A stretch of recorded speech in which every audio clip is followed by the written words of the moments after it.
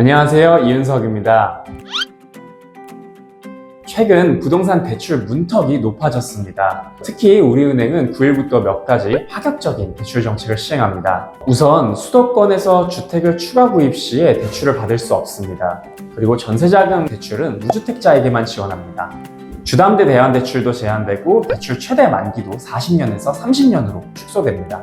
또한 9월 2일부터는 주택담보 생활안정자금 대출 한도를 2억 원에서 1억 원으로 줄이는 등 가계대출 억제 정책을 적극 시행 중입니다. 은행이 대출 문턱을 높인 이유는 금융당국이 금융기관의 대출 규제를 강화하도록 압박하고 있기 때문인데요. 금융당국은 왜 대출 규제를 강화하고 있을까요? 최근 수도권에서 아파트 매수세가 몰리며 주택담보대출이 급증하고 있습니다. 이로 인해 가계부채가 적정 수준을 훨씬 넘어 급속히 증가했는데요. 가계부채 증가는 경제의 변동성을 크게 만들기 때문에 국가 차원에서 이를 관리하는 것이 중요합니다. 그러나 현재 가계부채 증가는 정부가 우려할 만한 수준에 도달했습니다. 은행들이 금리를 22차례나 인상하고 주택담보대출의 만기를 50년에서 30년으로 줄였음에도 불구하고 5대 은행의 주택담보대출 잔액은 7월에 역대 최대 증가폭을 기록했습니다. 8월에는 신용대출까지 포함한 전체 가계대출 증가폭이 3년 4개월 만에 최대치를 기록했어요. 은행권은 이러한 가계대출 급증세가 당분간 계속될 것으로 보고 있는데요. 7월 서울 주택 매매 건수가 6월보다 41%나 증가하면서 주택담보대출이 앞으로도 계속 늘어날 가능성이 크기 때문입니다. 이에 따라 은행들은 가계대출 억제를 더욱 강화할 것으로 보이며 이러한 추세는 다른 시중은행으로도 확산될 가능성이 큽니다.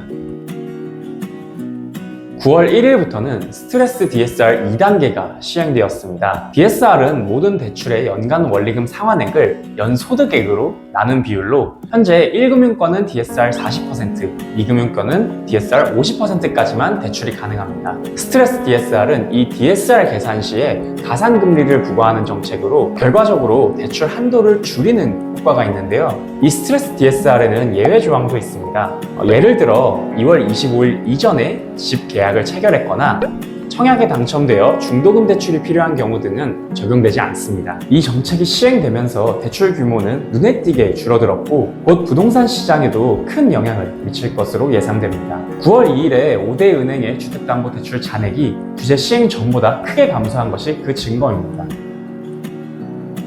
또한 정부는 8월 8일 발표한 88 주택공급 대책을 통해 향후 6년간 서울과 수도권에 42만 7천 호 이상의 주택을 공급하는 것을 목표로 하고 있다는 것을 밝혔습니다. 그린벨트를 해제해 아파트를 짓고 비아파트 시장 활성화를 위해 신축 빌라와 오피스텔을 매입해 저렴하게 임대하는 방안을 추진하고 있습니다. 여기에 단기 등록 임대 제도를 부활시켜 1주택자가 소형 주택을 사서 6년간 임대하면 세제 혜택을 제공할 것으로 드러냈습니다. 하지만 이번 대책은 실수요자의 주거 안정보다는 중소형 건설사의 일감을 늘리려는 의도가 더 강하다라는 비판이 있어요. 특히 높은 아파트 가격과 최근 빌라 시장의 침체를 해결하기에는 부족하며 전세 사기 같은 주거 불안 요소를 해결하는 데에는 한계가 있다는 점에서 시장의 반응은 미미한 상태입니다.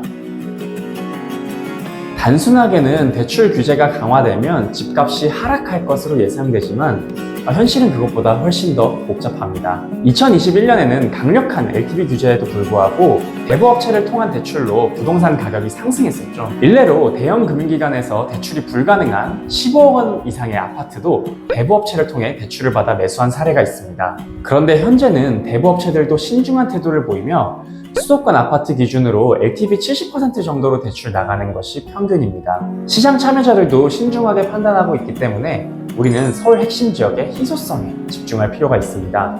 미국 연준이 곧 기준금리를 인하할 예정이지만 한국은행은 부동산 가격 안정화 전까지는 기준금리 인하가 어려울 것이라고 밝힌 상태입니다. 우리가 다시 저금리 시대로 돌아가려면 아직은 충분한 시간이 필요해 보입니다.